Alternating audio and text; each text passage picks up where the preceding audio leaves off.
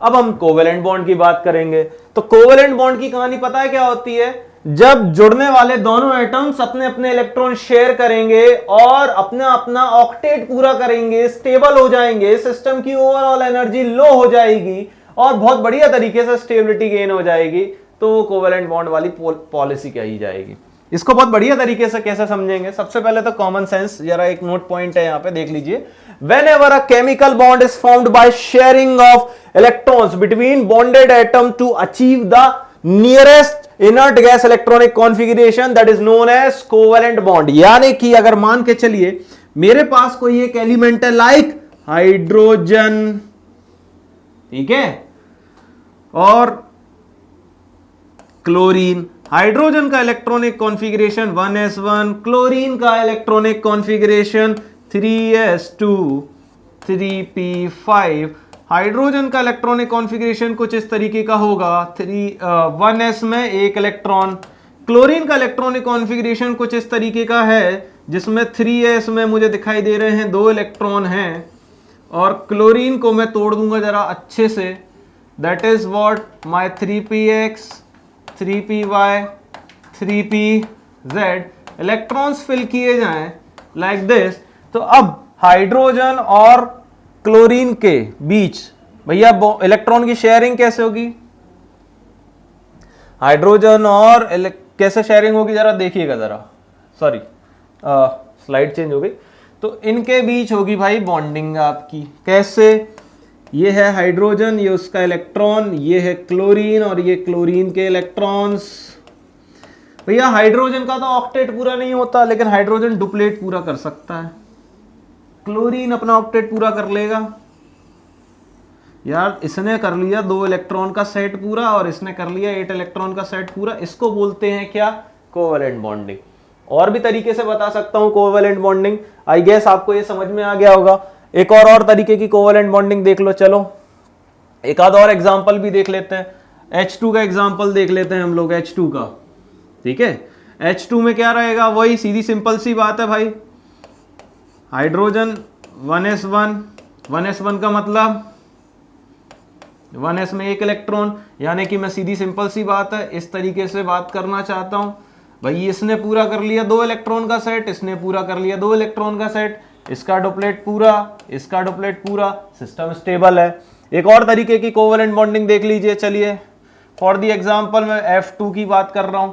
Fluorine का general electronic configuration है 2s2 2p5, यानी कि फ्लोरीन के 2s में 2 इलेक्ट्रॉन हैं, फ्लोरीन के 2p5 में 5 इलेक्ट्रॉन है, 1 2 3 4 5। ये क्या है आपका 2px, ये क्या है आपका 2py, ये क्या है आपका 2pz, ठीक है। तो अब फ्लोरीन फ्लोरीन के बीच जो बॉन्ड बनेगा वो 2pz के बीच बनेगा, यानी कि ये रहा मेरा पहला फ्लोरीन, ये इलेक्ट्रॉन, ठीक है। ये है दूसरा फ्लोरीन, ठीक है। ये हो गया भैया इसका ऑक्टेट कंप्लीट, ये हो गए 8 इलेक्ट्रॉन, स्टेबल हो गया। ये हो गया इसका ऑक्टेट कंप्लीट, 8 इलेक्ट्रॉन, स्टेबल हो गया। इलेक्ट्रॉन इलेक्ट्रॉन बॉन्ड बन गया, यानी कि मैं ये बात करना चाहता हूं कि फ्लोरीन सिंगल बॉन्ड फ्लोरीन हो गया। कैसे? पहले फ्लोरीन के 2pz ऑर्बिटल ने दूसरे फ्लोरीन के 2pz ऑर्बिटल के साथ ओवरलैपिंग करी और एक सिंगल बॉन्ड बनाया। इस तरीके को मैं क्या कह रहा हूं, ये है हमारा कोवेलेंट बॉन्ड वाला स्टेप। आगे बढ़ते हैं। तो कोवेलेंट 2 कैटेगरी के होते हैं। पहला होता है नॉन पोलर बॉन्ड, ठीक है। मैं यहां लिख देना चाहता हूं कोवेलेंट बॉन्ड कैटेगरी या फिर classification.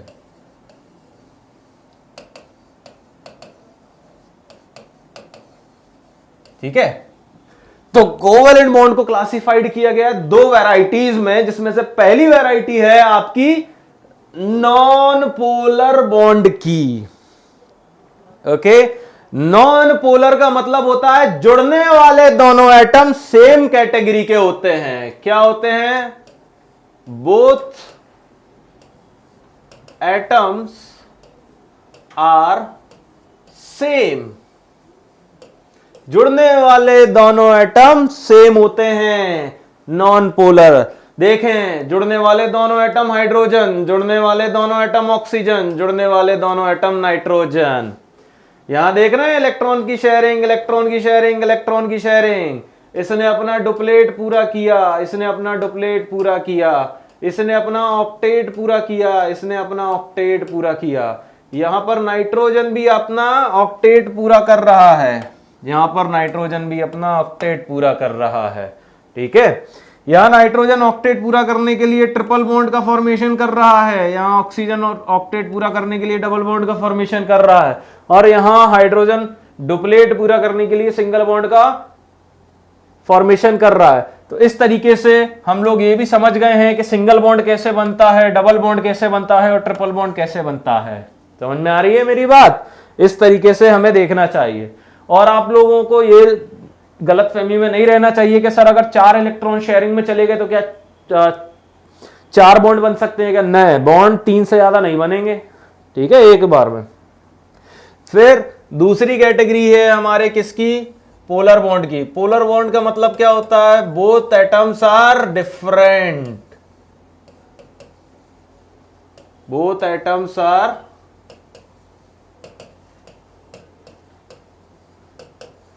Different, both atoms are different. ठीक है ना? तो यहां पर अब देखिएगा कि देख सकते हैं कि पहला एटम हाइड्रोजन है और दूसरा एटम ऑक्सीजन है ना? तो इस तरीके से हाइड्रोजन अपना डुप्लेट पूरा कर रहा है, ये हाइड्रोजन अपना डुप्लेट पूरा कर रहा है, बट ऑक्सीजन अपना ऑक्टेट पूरा कर रहा है। समझ में आ रही है मेरी बात? और पोलर बॉन्ड का मतलब क्या होता है? Difference of electronegativity also.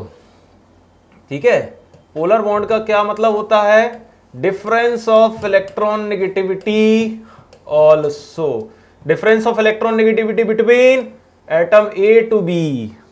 ठीक है, मतलब एक एटम और ए और दूसरा एटम बी के बीच electron negativity.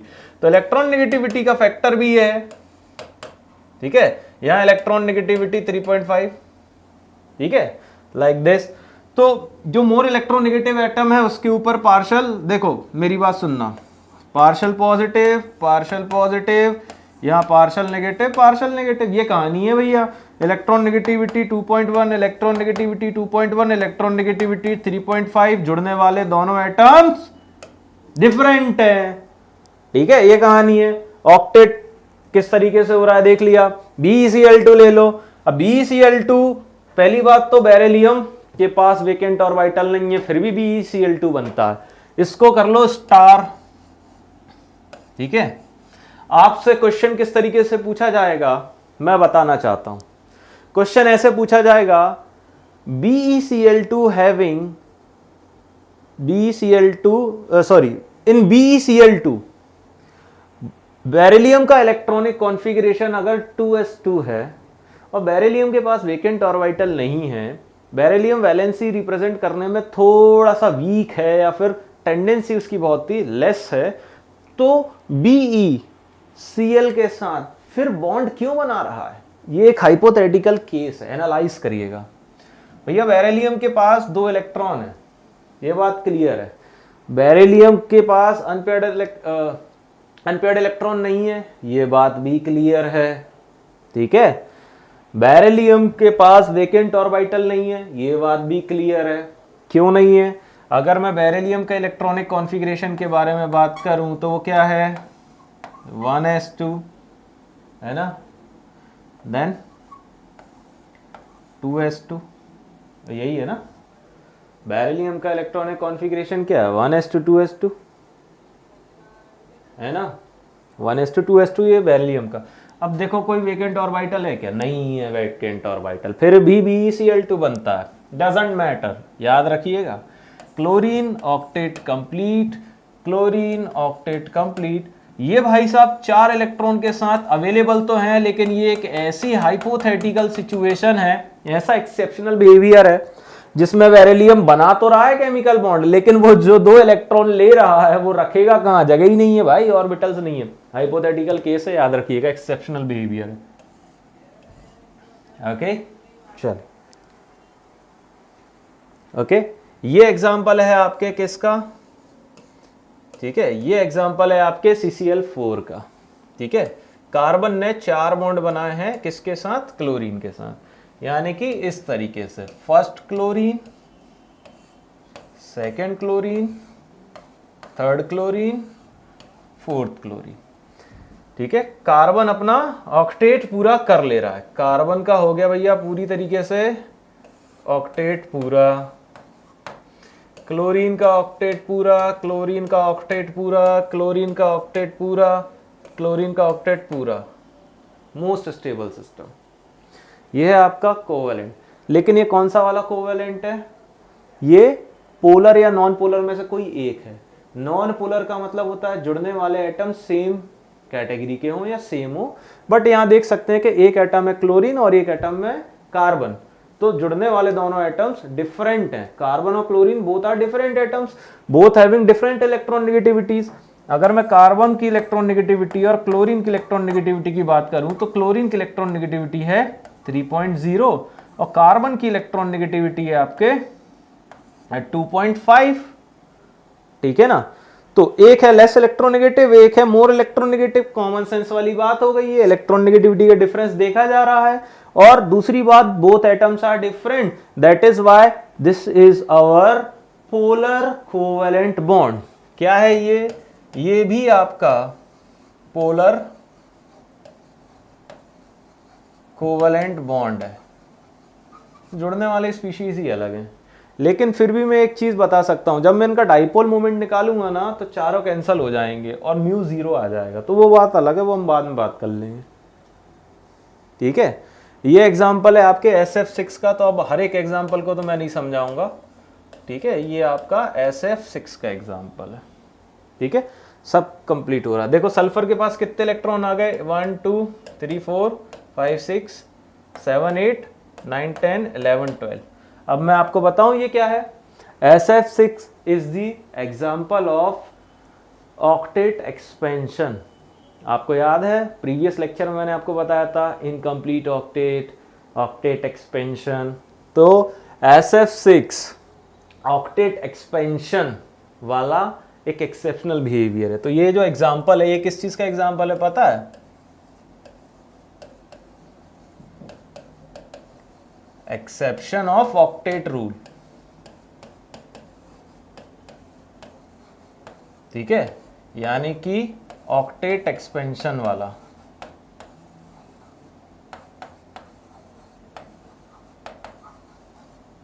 Okay, octet expansion में भी ये कोवेलेंट।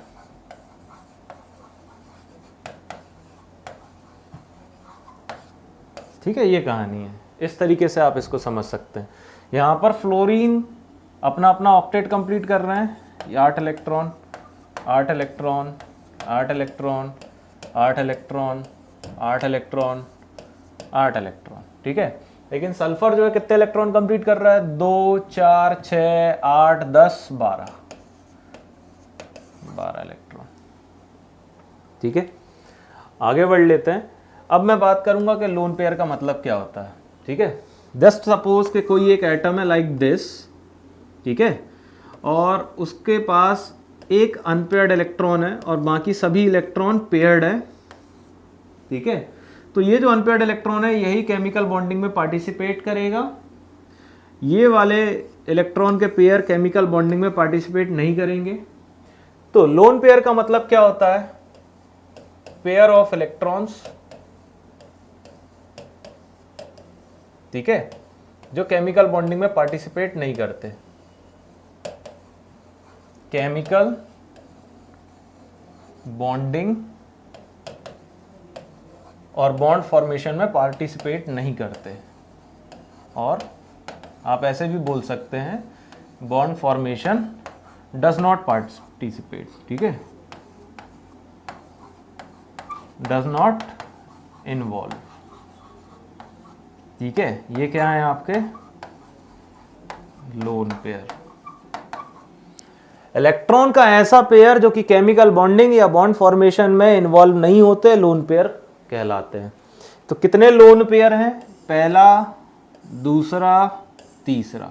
इसका मतलब ए के पास कितने लोन पेयर हो गए? ए के पास 3 लोन पेयर हो गए। ठीक है, जो इलेक्ट्रॉन बच जाए मतलब इलेक्ट्रॉन का पेयर जो केमिकल बॉन्डिंग में पार्टिसिपेट नहीं करता, that is our lone pair. ठीक है, तो ये डेफिनेशन है, आप देख लीजिए। Whatever the valence shell electron does not participate in the bond formation and exist as a pair of electrons is called lone pair. ये डेफिनेशन हो गई आपकी।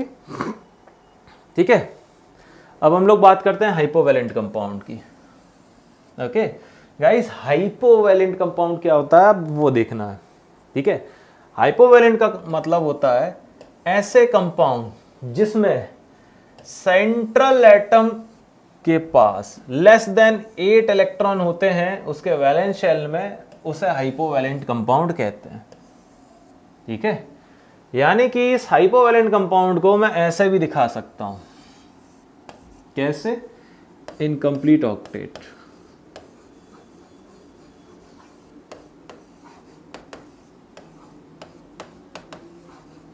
इनकम्प्लीट ऑक्टेट कहां देखा था?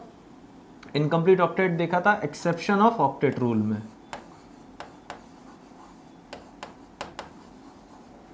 एक्सेप्शन ऑफ ऑक्टेट रूल में। ठीक है, ये एक्सेप्शन ऑफ ऑक्टेट रूल कहां देखा था? Cause of chemical bond.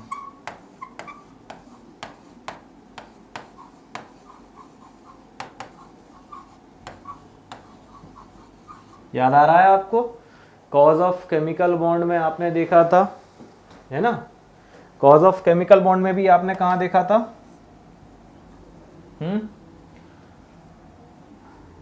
Nearest inert gas electronic configuration वाले फेज में, है ना? हम लोगों ने कहां देखा था? इनर्ट गैस इलेक्ट्रॉनिक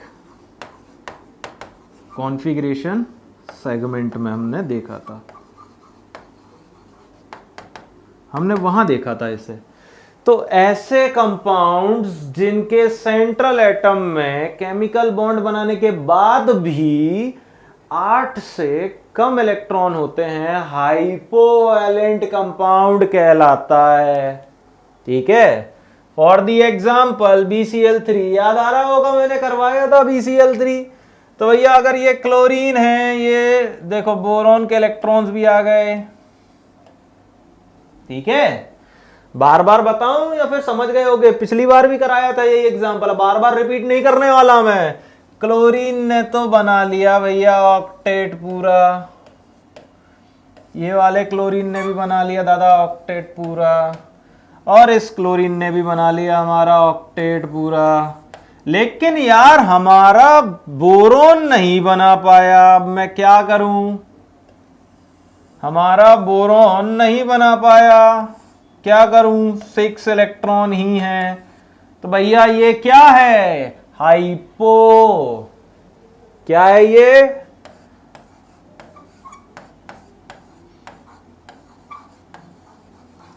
हाइपोवैलेंट कंपाउंड है। समझ गए? आई गेस समझ गए। आइए जरा अब चलते हैं हाइपरवैलेंट कंपाउंड पर। ऐसा मॉलिक्यूल जब केमिकल बॉन्ड बन चुके थे, बॉन्ड फॉर्मेशन हो चुका था, बट मॉलिक्यूल के सेंट्रल एटम में 8 इलेक्ट्रॉन से ज्यादा इलेक्ट्रॉन आ गए, उस स्पीशीज को, उस मॉलिक्यूल को कंसीडर किया जा रहा है हाइपरवैलेंट कंपाउंड में। एग्जाम्पल से समझिएगा जरा। ठीक है, सॉरी, एग्जाम्पल से समझिएगा जरा क्या लिखा हुआ है ये। हाँ, ये रहा एग्जाम्पल। डेफिनेशन पे फिर बाद में आ जाएंगे। एग्जाम्पल देख लीजिए भैया। जीनोन, हम जानते हैं कि जीनोन का इलेक्ट्रॉनिक कॉन्फ़िगरेशन क्या होता है। जनरली जीनोन कहां से बिलोंग करता है? NH2NP6 कैटेगरी से बिलोंग करता है। जीनोन जो है एक एक्सेप्शनल बिहेवियर है। जीनोन क्या है? एक्सेप्शन है। हम जानते हैं noble gases are more stable and less reactive towards to any chemical reaction और any chemical bond formation, but फिर भी जीनोन केमिकल बॉन्डिंग में पार्टिसिपेट करता है। लेकिन जीनोन के अलावा कोई भी नोबल गैस केमिकल बॉन्डिंग में पार्टिसिपेट नहीं करती। Helium, neon, argon, krypton, radon नहीं करती। ओनली जीनोन केमिकल बॉन्ड बना सकता है। एक्सेप्शनल बिहेवियर है, याद रखना है। कहानी क्यों, इसे हम आगे देखेंगे, बट अभी समझिए जरा। फ्लोरीन भाई, फ्लोरीन ने तो कर लिया अपना ऑक्टेट पूरा। फ्लोरीन ने तो कर लिया बेटा अपना ऑक्टेट पूरा, लेकिन जीनोन जो है वो तो ऑक्टेट का एक्सपेंशन कर रहा है। जीनोन के पास कितने इलेक्ट्रॉन हो गए? 1 2 3 4 5 6 7 8 9 10 इलेक्ट्रॉन हो गए हैं। कितने? 10 इलेक्ट्रॉन। ये 8 इलेक्ट्रॉन, ये 8 electron. hypovalent compound and hypervalent compound only applicable or only available for the central atom, not for surrounding atom। समझ में आ रही है मेरी बात? ठीक है, अब जरा बेसिक डेफिनेशन पे आते हैं। ये है कहानी। अच्छा, आपको थोड़ी देर पहले मैंने SF6 भी बताया था, तो SF6 भी बेटर एग्जांपल है किसका? हाइपरवैलेंट कंपाउंड का। समझ में आ रही है मेरी बात? क्यों? सल्फर के पास 12 इलेक्ट्रॉन थे। सल्फर के पास 12 इलेक्ट्रॉन थे। समझ में आ रही है मेरी बात? ओके।